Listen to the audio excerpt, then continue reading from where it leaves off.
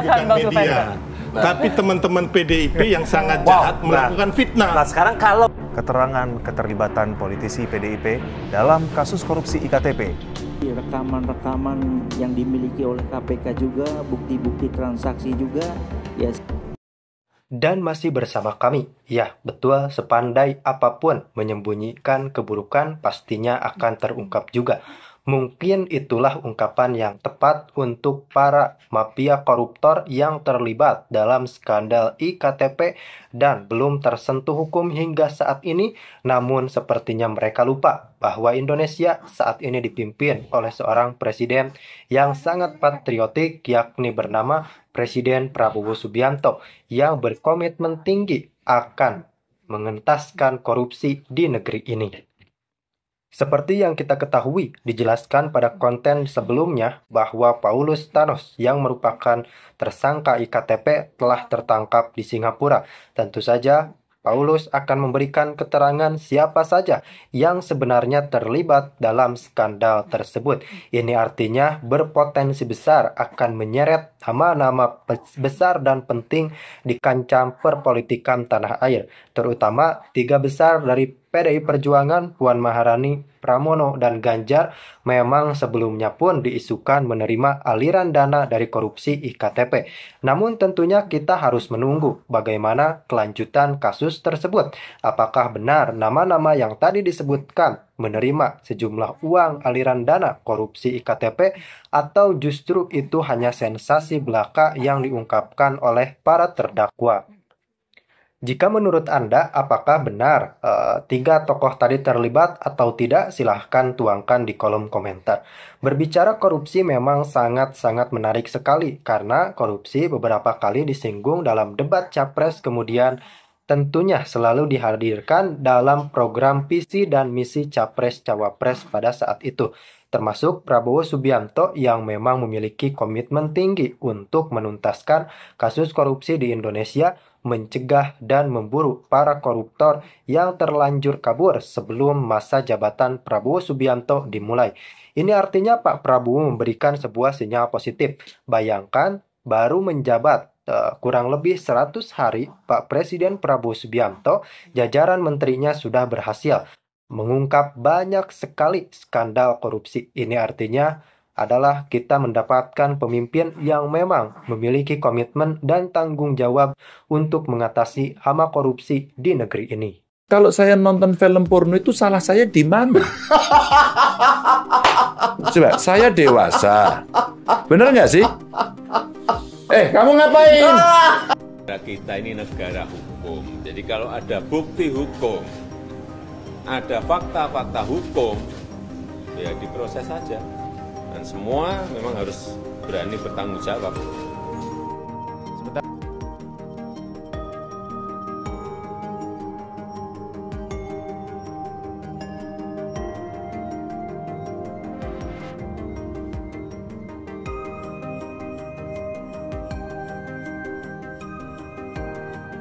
Kalau ini tadi disampaikan oleh juru bicara, dan di sini saya akan menyampaikan secara tegas, saya sebagai kader partai, justru saya menyayangkan. Saya merinding. Saya menyayangkan. Kenapa sekjen kami bermental tempe seperti itu? Kenapa saya katakan mental tempe? Dia punya masalah. Masalahnya belum dipertanggungjawabkan secara hukum. Terus dia dengan embel-embel, aku punya cacat loh proses gue, nih masalah lo gue angkat, aduh. Maaf, saya bertanggungjawabkan kalimat saya. Itu bukan media. Tapi teman-teman PDIP yang sangat jahat melakukan fitnah. Nah, sekarang kalau memang teman-temannya, bukan media. teman-teman ada yang berita gitu, hoax atau bohong atau disinformasi, Pak Jokowi sebagai seorang warga negara bisa melaporkan sebenarnya. Enggak, kenapa sih Anda menuding PDIP yang melakukan framing jahat? Ya mereka mendaur ulang terus ini isu 3 periode ini. Sedangkan Mbak Puan sendiri sudah membantah, kalau nggak salah tanggal 23 Oktober tahun 2000 berapa gitu. Mbak Puan sendiri udah ngomong di depan teman-teman media bahwa tidak benar Pak Jokowi meminta 3 periode ke Pak Jokowi pun juga dalam video terakhir itu kan disebut tanya saja Mbak Mega. Makanya yang memframing jahat ya teman-teman PDIP. Kalau misalnya Pak Jokowi sudah mention 2 nama, Bang Bu Mega dan juga Mbak Puan, seharusnya udah stop, jangan lagi pakai framing jahat. Iya dong.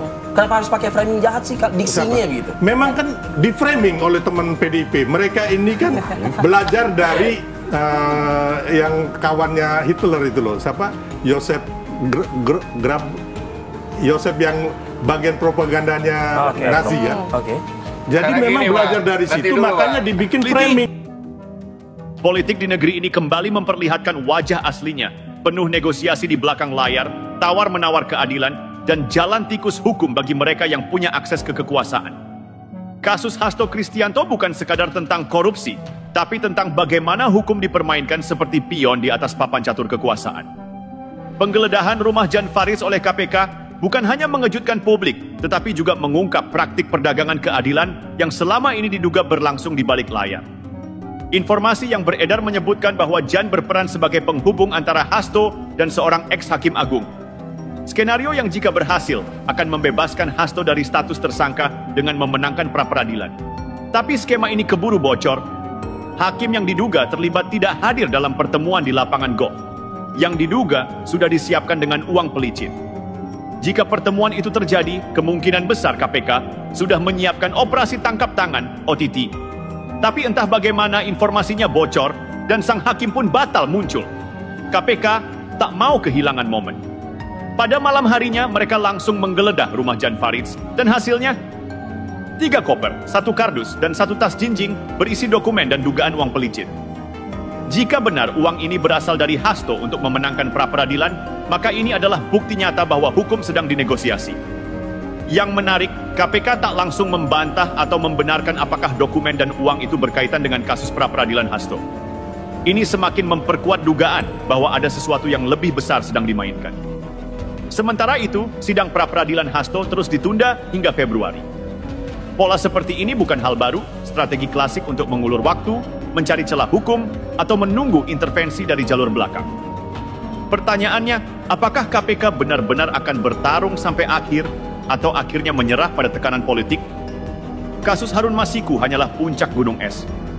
Hasto sudah lama disebut-sebut dalam berbagai skandal, mulai dari dugaan menghalangi penyidikan KPK, membocorkan OTT, hingga dugaan penghilangan barang bukti. Bahkan, dia juga diduga punya peran dalam pelemahan KPK melalui tes wawasan kebangsaan T2K yang menyingkirkan 75 pegawai KPK, termasuk Novel Baswedan dan Harun Al-Rashid. Tak cukup di situ, Hasto juga sedang diperiksa terkait kasus korupsi di Direktorat Jenderal Perkeretaapian Kemenhub Jawa Timur. Artinya, dia bukan hanya terseret satu kasus, tapi punya jejak panjang dalam berbagai skandal. Kasus ini bukan hanya ujian bagi KPK, tapi juga bagi demokrasi dan supremasi hukum di Indonesia. Jika Hasto lolos, itu artinya hukum sudah sepenuhnya bisa dibeli. Tapi jika KPK berhasil menjeratnya, ini akan menjadi pukulan besar bagi oligarki politik yang selama ini merasa kebal hukum. Publik harus tetap mengawasi. Jangan sampai Februari nanti, kita justru mendengar berita bahwa Hasto bebas, kasus ditutup, dan KPK kembali kehilangan taringnya. Jika itu terjadi, maka jelas, keadilan di negeri ini hanya berlaku bagi mereka yang tidak punya akses ke kekuasaan. Satu hal yang menarik dalam drama ini adalah sikap PDIP. Partai yang selalu mengklaim sebagai pembela Wong Cilik, kini justru terseret dalam skandal yang semakin menunjukkan wajah aslinya. Partai yang sibuk melindungi elitnya sendiri. Ketika Harun Masiku buron selama bertahun-tahun, apakah ada upaya nyata dari PDIP untuk membantunya menyerahkan diri? Tidak. Ketika Hasto ditetapkan sebagai tersangka, apakah ada sikap kooperatif dari PDIP? Lagi-lagi tidak. Yang ada justru narasi politisasi dan kriminalisasi yang terus digaungkan untuk membelokkan perhatian publik. PDIP seolah-olah lupa bahwa KPK menangkap tangan orang-orangnya sendiri dengan bukti yang sulit dibantah. Bukannya membersihkan diri dan membiarkan proses hukum berjalan, mereka justru memainkan strategi yang sudah klasik, mengadu domba opini publik dengan dalih sebagai korban konspirasi politik. Jika kita flashback, strategi ini mirip dengan apa yang dilakukan oleh para politisi lain yang terseret kasus hukum. Pola yang sama, serang KPK, lempar tuduhan politisasi, tarik simpati kader, lalu cari jalan belakang untuk selamat dari jerat hukum. Tapi apakah publik masih bisa dibodohi dengan pola seperti ini? Kasus Hasto ini terjadi di tengah dinamika politik yang panas menjelang pelantikan presiden baru. Di satu sisi, PDIP sudah jelas berada di kubu yang berseberangan dengan pemerintahan baru. Di sisi lain, manuver politiknya menunjukkan bahwa partai ini sedang mencari celah untuk tetap bertahan di peta kekuasaan. Apakah kasus Hasto adalah bagian dari upaya bersih-bersih dari pemerintahan baru? Atau justru ini hanya puncak dari perang internal antar elit di PDIP sendiri? Sebab yang menarik, nama Jan Faridz, ex-One Team Press ikut terseret. Ini menandakan bahwa kasus ini bukan sekadar masalah internal PDIP, tetapi sudah merembet ke jejaring yang lebih luas. Jika benar Hasto berusaha mencari jalan belakang lewat seorang ex-hakim agung, maka ini bukan hanya kasus korupsi biasa. Ini adalah bukti bahwa sistem hukum kita masih penuh dengan calo keadilan. Dan inilah yang harus dipahami publik. Kasus ini bukan sekadar soal Hasto, bukan sekadar soal PDIP, tapi tentang bagaimana elit politik bermain di atas hukum. Apa yang akan terjadi selanjutnya? Dua skenario utama bisa terjadi dalam kasus ini. Jika KPK tetap berani dan tidak melempem, maka Hasto akan sulit lolos. Apalagi bukti-bukti yang sudah dikumpulkan cukup kuat, mulai dari bocoran informasi soal uang pelicin hingga dokumen yang disita. Jika skenario ini terjadi, maka ini akan menjadi tamparan keras bagi PDIP yang selama ini mengklaim sebagai partai dengan integritas tinggi. Skenario ini tidak bisa dikesampingkan. Jika pra-peradilan yang diajukan Hasto berhasil, maka status tersangka bisa gugur. Tapi pertanyaannya, apakah benar KPK akan kalah begitu saja, atau justru ada kompromi di belakang layar? Jika skenario kedua yang terjadi, maka ini akan menjadi pukulan telak bagi penegakan hukum di Indonesia. Ini akan menjadi bukti bahwa hukum benar-benar bisa dibeli selama seseorang punya jaringan politik yang kuat.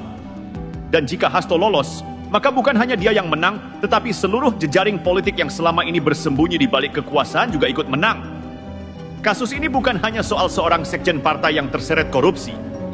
Ini adalah ujian bagi sistem hukum kita, ujian bagi pemerintahan yang baru akan berjalan, dan ujian bagi KPK sendiri. Apakah masih punya nyali untuk menuntaskan kasus ini sampai akhir? Yang jelas, publik tidak boleh diam. Jika kasus ini tenggelam begitu saja, maka pesan yang diberikan kepada rakyat adalah, jika kau rakyat biasa, hukum akan mengejarmu. Tapi jika kau punya koneksi politik, hukum bisa dinegosiasi. Jangan sampai kita menjadi penonton yang pasif dalam skenario ini. Sebab hari ini Hasto yang lolos, besok bisa jadi ada nama lain yang mengikuti jejaknya. Setelah babak baru kasus suap PAU Harun Masiku ini mengungkap keterlibatan Hasto dan jaringan elite di sekelilingnya, pertanyaannya sekarang adalah, seberapa jauh mereka akan melawan? Atau akankah ada jalan damai di belakang layar? PDIP sebagai partai penguasa selama 2 dekade terakhir, tentu tidak akan tinggal diam. Kasus ini bukan hanya soal seorang sekjen partai yang terjerat hukum, tetapi juga menyangkut kredibilitas partai menjelang fase politik baru di 2024 sampai 2029. Namun, sejarah telah mengajarkan kita bahwa partai politik di Indonesia jarang memilih jalur perlawanan frontal terhadap hukum. Biasanya ada 2 pendekatan yang diambil. PDIP dan Hasto sudah mulai memainkan kartu ini. Mereka terus membangun opini bahwa kasus ini bermuatan politik dan bertujuan menjatuhkan PDIP. Bahkan, mereka mencoba menarik simpati dengan membangun kesan bahwa ini adalah bentuk kriminalisasi terhadap partai yang membela Wong Cilik. Tapi benarkah demikian? Jika benar ini kriminalisasi, kenapa buktinya begitu kuat? Kenapa ada uang pelicin yang diduga disiapkan untuk seorang ex-hakim agung? Kenapa ada penggeledahan dan penyitaan dokumen? Apakah semua ini hanya kebetulan? Faktanya, kasus Harun Masiku sudah menjadi misteri sejak 2020. Dan selama bertahun-tahun, PDIP tidak pernah serius mendorong agar buron ini ditangkap. Jadi sulit untuk percaya bahwa PDIP adalah korban dalam kasus ini. Jika narasi politisasi gagal, langkah berikutnya adalah lobby tingkat tinggi. Dalam dunia politik, ada istilah deal behind the curtain, di mana elit politik bertemu secara diam-diam untuk menyelamatkan rekan mereka. Kita tidak bisa naif dan berpikir bahwa PDIP tidak akan mencoba jalur ini. Apalagi dengan keterlibatan nama-nama besar seperti ex-One Team Press Jan Faridz dan dugaan upaya pendekatan ke ex-Hakim Agung menunjukkan bahwa ada usaha serius untuk melobi kekuatan hukum agar berpihak pada mereka. Yang jadi pertanyaan, apakah pemerintahan baru akan membiarkan ini terjadi? kasus ini bisa menjadi titik balik dalam politik Indonesia. PDIP sudah lama dikenal sebagai partai yang dominan, tetapi kali ini mereka menghadapi situasi yang berbeda. PDIP mungkin masih memiliki basis pemilih loyal, tapi jangan lupakan swing voters yang kritis terhadap isu korupsi. Jika kasus ini terus berkembang dan semakin mengungkap borok di dalam partai, maka dukungan dari kelompok independen dan pemilih muda bisa semakin merosot. Apalagi dalam pemilu 2024 kemarin, PDIP sudah mengalami penurunan suara dibandingkan pemilu sebelumnya. Jika mereka terus mempertahankan Hasto dan membiarkan kasus ini menjadi beban politik, mereka bisa semakin kehilangan kepercayaan publik. Kasus ini juga menjadi ujian bagi pemerintahan baru. Jika mereka membiarkan kasus ini menguap, maka publik akan melihat bahwa tidak ada perubahan nyata dalam penegakan hukum. Tetapi jika pemerintahan baru justru mengambil sikap tegas dan membiarkan proses hukum berjalan tanpa intervensi, maka ini bisa menjadi momentum untuk menunjukkan bahwa era deal di belakang layar sudah berakhir. Apakah pemerintahan baru berani melakukan itu? Kasus ini masih jauh dari selesai, namun ada beberapa kemungkinan yang bisa terjadi dalam waktu dekat. Hasto akan ditahan? KPK tampaknya sudah memiliki cukup bukti untuk menahan Hasto. Jika ini terjadi, maka PDIP akan semakin kehilangan daya tawar untuk membangun narasi politisasi. Mereka akan dipaksa untuk mencari strategi lain, mungkin dengan mengganti Hasto atau mencari tumbal lain untuk mengalihkan perhatian publik. Tidak menutup kemungkinan bahwa kasus ini akan memicu konflik internal di dalam PDIP sendiri. Apakah Megawati akan tetap mempertahankan Hasto atau justru mengorbankannya demi menyelamatkan citra partai? Jangan lupa, ada banyak faksi di dalam PDIP yang mungkin tidak sejalan dengan Hasto dan kubunya. Jika tekanan semakin besar, maka bisa saja muncul gesekan internal yang akhirnya membuat Hasto ditinggalkan oleh partainya sendiri. Ini bukan pertama kalinya KPK menghadapi perlawanan dari elit politik. Jika kasus ini semakin besar, maka bisa jadi KPK akan mendapatkan tekanan balik dari berbagai arah. Entah itu melalui propaganda politik, intervensi hukum, atau bahkan upaya melemahkan lembaga ini seperti yang terjadi di masa lalu. Kesimpulan, akhir dari sistem oligarki atau justru awal dari perlawanan? Kasus ini bukan hanya tentang Hasto atau PDIP, tetapi tentang bagaimana sistem politik dan hukum kita bekerja. Jika Hasto lolos dengan berbagai cara, maka ini akan menjadi bukti bahwa hukum di Indonesia masih tunduk pada kekuasaan politik. Tapi jika Hasto akhirnya dijebloskan ke penjara dan semua jaringannya terbongkar, maka ini bisa menjadi awal dari perubahan besar dalam sistem hukum dan politik kita. Jangan biarkan kasus ini berakhir seperti banyak kasus lainnya. Heboh di awal, lalu perlahan menghilang karena permainan elit di belakang layar. Sebab hari ini yang terseret adalah Hasto, tapi besok bisa siapa saja. Jangan biarkan hukum hanya tajam ke bawah dan tumpul ke atas. Ketika kita berbicara tentang PDIP, tidak bisa dilepaskan dari kenyataan pahit yang tersembunyi di balik citra besar mereka sebagai partai yang mengaku membela rakyat. Mereka suka mendengung-dengungkan tentang perjuangan untuk rakyat kecil, tentang gotong royong dan pro rakyat. Namun realitas yang sering kita temui justru lebih mirip dengan partai yang dikuasai oleh sekelompok elit yang sangat terhubung dengan jaringan kekuasaan, bisnis, dan kepentingan pribadi. Ini bukan hanya soal Hasto, tetapi juga tentang bagaimana PDIP sejak lama telah memainkan politik yang kotor dan koruptif di balik kedok idealisme. Kita tak bisa menutup mata bahwa dalam banyak kasus korupsi yang melibatkan partai ini, PDIP seringkali menjadi pelaku utama atau setidaknya menjadi pihak yang memanfaatkan situasi untuk mengeruk keuntungan politik. Kasus suap Harun Masiku hanya salah satu contoh kecil dari praktik mafia politik yang telah mereka jalankan selama bertahun-tahun. Ketika sebuah partai besar seperti PDIP terlibat dalam korupsi tingkat tinggi, ini menunjukkan bahwa partai ini tidak hanya korup, tapi juga telah mengakar di dalam sistem. Apakah kita benar-benar bisa percaya bahwa keterlibatan Hasto dan kolega hanya kebetulan? Tentu tidak. Ini adalah bagian dari sistem oligarki politik yang mereka bangun. Hasto mungkin hanya pion kecil dalam permainan besar ini. Di belakangnya ada orang-orang yang mengendalikan arah partai, yang mengatur siapa yang duduk di posisi strategis, dan yang menyalurkan sumber daya untuk mempertahankan kekuasaan mereka. Mereka menganggap negara ini sebagai ladang uang untuk dikelola, dan rakyat kecil hanyalah alat untuk mendapatkan suara. Pernahkah Anda memperhatikan betapa seringnya Partai Demokrasi Indonesia Perjuangan menggunakan narasi patriotik dan populisme untuk memanipulasi rakyat? Mereka berpura-pura menjadi suara rakyat, tapi pada kenyataannya yang mereka perjuangkan adalah kepentingan pribadi dan kelompok elit mereka. Partai ini mengklaim dirinya sebagai pembela wong cilik, tetapi kenyataannya mereka tidak pernah benar-benar mendengarkan apa yang dibutuhkan oleh rakyat. Contoh konkret, pada saat yang sama mereka berbicara tentang pemberantasan korupsi, mereka malah memelihara dan memperkuat struktur oligarki yang ada. Mengapa? Karena korupsi adalah mata uang mereka dalam meraih kekuasaan. Mereka terus mengeruk keuntungan melalui suap, manipulasi, dan praktek pengaturan politik yang merugikan negara. Kembali pada sosok Hasto Kristianto, apakah Anda tidak merasa bahwa semua kebusukan ini mengarah pada dia? Hasto tidak hanya terlibat dalam kasus Harun Masiku, tetapi dia juga memiliki sejarah panjang dalam merancang strategi kotor untuk memenangkan kekuasaan. Dari manipulasi pengangkatan pejabat, pengaruh di KPK, hingga strategi mengacak-acak lembaga anti rasuah seperti yang terjadi dalam TWK, Hasto adalah contoh nyata bahwa partai ini lebih peduli pada kekuasaan daripada pada moralitas. Kasus ini menunjukkan dengan jelas bahwa PDIP adalah partai yang terjebak dalam politik transaksional dan pragmatis, yang tak segan-segan menggunakan segala cara untuk mempertahankan kekuasaan. Mereka memiliki jaringan yang kuat, termasuk Jan Faridz dan figura-figura lainnya, yang dapat memperlancar jalan menuju kemenangan mereka di meja pengadilan atau dalam pengaturan politik lainnya. Bagi PDIP, hukum bukanlah alat untuk menegakkan keadilan. Hukum adalah alat untuk mempertahankan status quo, untuk mempertahankan kenyamanan mereka di puncak kekuasaan. Ini adalah partai yang tahu betul bagaimana mengendalikan narasi, membentuk opini publik, dan memanipulasi proses hukum agar berpihak pada mereka. Tidak jarang mereka menggunakan isu-isu rakyat untuk menutupi kenyataan bahwa mereka tengah menjalankan skema politik yang sangat licik. Lihat saja bagaimana mereka menghadapi berbagai tuduhan korupsi. Daripada membenahi diri, mereka justru sibuk memainkan narasi bahwa mereka adalah korban konspirasi.